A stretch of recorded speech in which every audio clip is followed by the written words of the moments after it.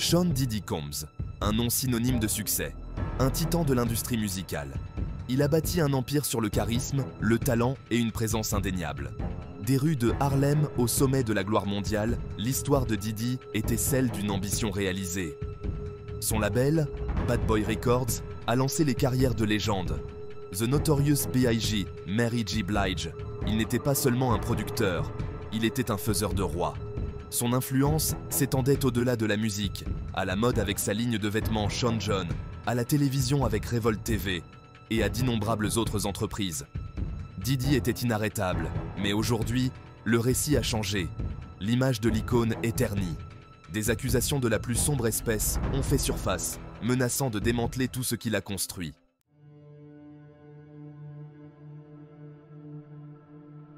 Plus de 120 accusateurs. Des allégations d'agression sexuelle et de trafic d'êtres humains s'étalant sur des décennies. Les murmures qui ont suivi Diddy pendant des années sont devenus un rugissement assourdissant, impossible à ignorer. Le monde entier observe, captivé par la chute d'un géant. Comment quelqu'un qui semblait tout avoir a-t-il pu être capable d'actes aussi odieux? La question reste en suspens, sans réponse. La bataille juridique ne fait que commencer. Diddy clame son innocence. Son équipe juridique se prépare à une lutte acharnée. Mais le mal est fait. Les accusations à elles seules sont une tache sur son héritage, un nuage sombre sur ses réalisations.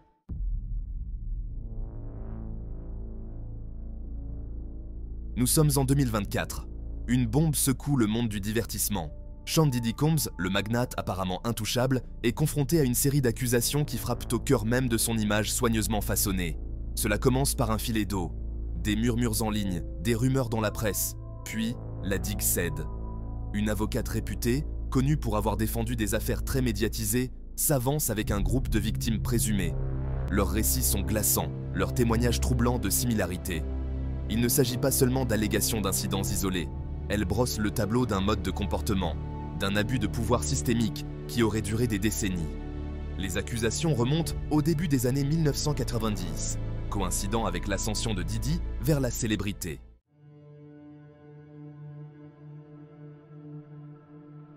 Les victimes présumées, dont beaucoup étaient des artistes en herbe ou des jeunes pousses de l'industrie, décrivent un système de manipulation calculé.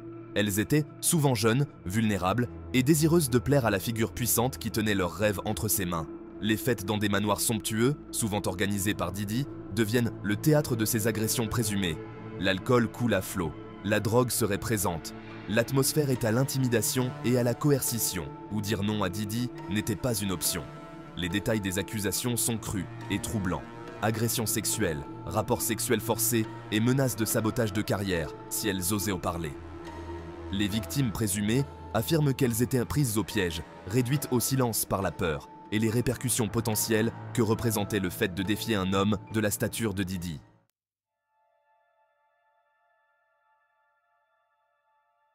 Pendant des années, les victimes présumées sont restées silencieuses. Certaines s'en sont voulues, se demandant si elles n'avaient pas, d'une certaine manière, encouragé les abus. D'autres craignaient les réactions négatives potentielles, sachant que défier Diddy pouvait signifier le suicide professionnel. La dynamique du pouvoir dans l'industrie musicale a joué un rôle important dans leur silence. Diddy n'était pas seulement un producteur, il était un gardien, un faiseur de rois. Le contrarié pouvait signifier tout perdre, leurs rêves, leurs moyens de subsistance, leur réputation. Mais à la suite du mouvement No Me Too, un changement s'est produit. Les femmes, encouragées par les témoignages d'autres femmes qui avaient brisé le silence, ont trouvé le courage de se manifester. Elles ont réalisé qu'elles n'étaient pas seules, que leurs expériences comptaient et qu'elles méritaient justice.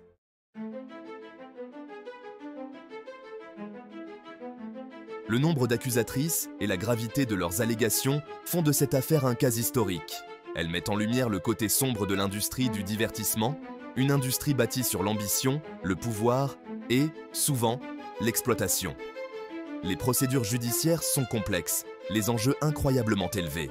Diddy clame son innocence, son équipe juridique contestant avec véhémence les accusations et mettant en doute les motivations des victimes présumées. La frénésie médiatique est incessante. Tous les aspects de la vie de Diddy, de ses relations passées à ses affaires, sont passés au crible. Le public est aux prises avec les accusations portées contre un homme qui l'idolâtrait autrefois.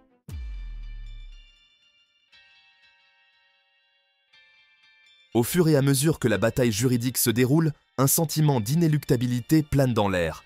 Les murs semblent se refermer sur Diddy, le poids des accusations le poussant toujours plus dans ses retranchements. Son image autrefois impeccable est brisée, remplacée par un nuage de soupçons et de doutes. L'homme qui a bâti un empire sur le charisme et le charme est désormais confronté à la possibilité très réelle que son héritage soit défini par ces horribles accusations. Le monde entier observe, captivé par la chute d'un géant. La saga Diddy devient un récit à tension, un rappel brutal que même ceux qui sont au sommet du succès ne sont pas au-dessus des lois.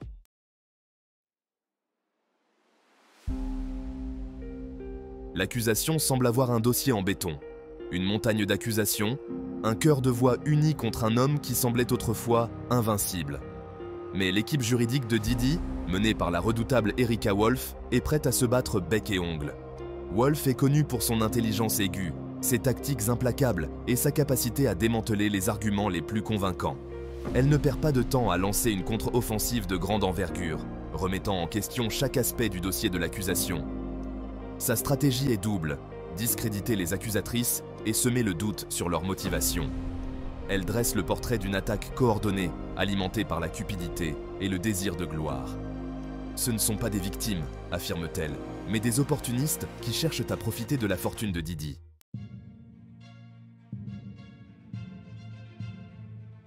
Wolf dissèque méticuleusement les récits des accusatrices, soulignant les incohérences, les contradictions et les trous de mémoire. Elle s'empare de la moindre divergence, aussi minime soit-elle, et l'amplifie, suggérant que ces incohérences sont la preuve d'une fabrication. Elle soulève des questions sur le moment choisi pour porter ces accusations, suggérant qu'elles ont opportunément refait surface des décennies plus tard, juste après que Diddy a atteint une immense richesse et une grande influence. Pourquoi maintenant, demande-t-elle, après toutes ces années? Wolf se concentre également sur l'absence de preuves matérielles, soulignant que bon nombre des incidents présumés se sont produits dans des lieux privés, sans témoins pour corroborer les affirmations des accusatrices. Elle soutient que sans preuves tangibles, l'affaire repose uniquement sur des témoignages « il a dit, elle a dit », qui sont par nature peu I don't ever slow up, no I don't take shit. I got no love for the fakeness. If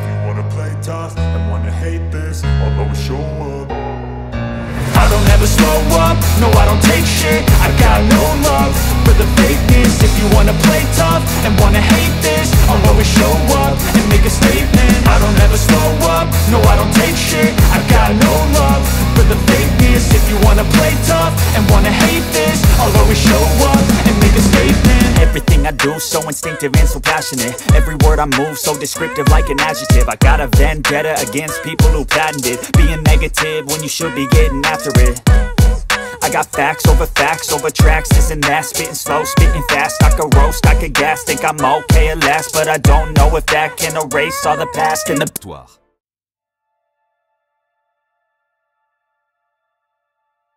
Avant la tempête des accusations, l'empire de Diddy témoignait de son esprit d'entreprise. Bad Boy Records, son entreprise phare, était plus qu'un label. C'était un phénomène culturel. Il a lancé des carrières, défini une génération de hip-hop et consolidé la place de Diddy dans l'histoire de la musique. Au-delà de la musique, l'influence entrepreneuriale de Diddy s'est étendue à la mode, à la télévision et au spiritueux. Sa ligne de vêtements, Sean John, symbole de sophistication urbaine, a un jour orné les podiums et habillé les célébrités. Revolt TV, son incursion dans les médias, visait à révolutionner la télévision musicale. Et sa vodka Ciroc, témoin de son talent en marketing, est devenue synonyme de célébration et de succès.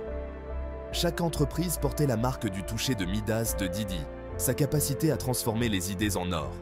Il n'était pas seulement un homme d'affaires, il était une marque, un symbole d'ambition et de réussite. Mais les allégations portées contre lui menacèrent de faire s'effondrer cet empire soigneusement construit.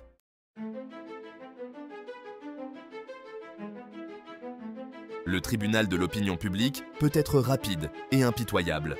Avant même qu'un verdict ne soit rendu, la simple suggestion d'un acte répréhensible peut ternir une réputation de manière irrémédiable. Pour Diddy, les accusations ont eu un coût élevé, affectant non seulement sa marque personnelle, mais aussi les entreprises qu'il avait bâties. Les sponsors, autrefois désireux de s'associer à son image de réussite, se sont retirés. Les contrats de sponsoring, source de revenus lucratifs pour le magnate, se sont évaporés du jour au lendemain. Les marques, craignant que leur propre réputation ne soit entachée, ont pris leur distance par rapport à la controverse. Sean John, autrefois incontournable dans le monde de la mode, a été confronté à des boycotts et à une baisse des ventes. Les détaillants, soucieux de ne pas être associés au scandale, ont retiré ces produits de leurs rayons. La ligne de vêtements, autrefois convoitée, désormais entachée par association, a eu du mal à se maintenir à flot.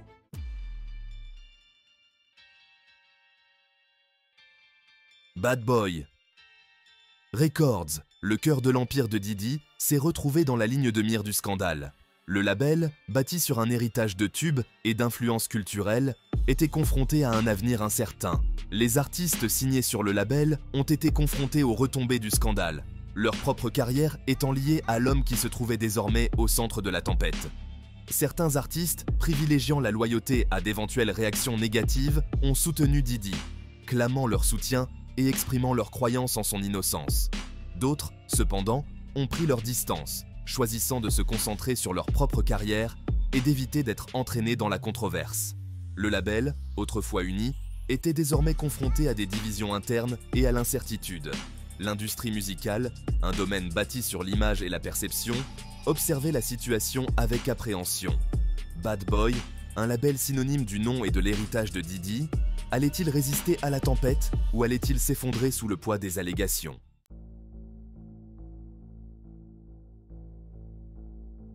Le scandale qui a touché Diddy a dépassé le cadre des ragots de célébrités.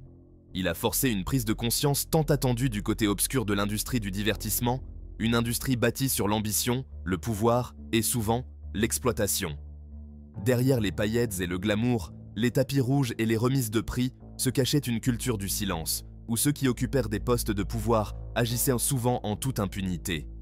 Les artistes en herbe, en particulier les jeunes femmes, étaient souvent considérés comme des marchandises, leurs rêves et leurs aspirations étant à la merci des caprices d'hommes puissants. La structure hiérarchique de l'industrie, avec ses gardiens et ses faiseurs de rois, a créé un environnement propice aux abus. Ceux qui osaient s'exprimer risquaient leur carrière, étant mis sur liste noire et ostracisés pour avoir défié l'ordre établi.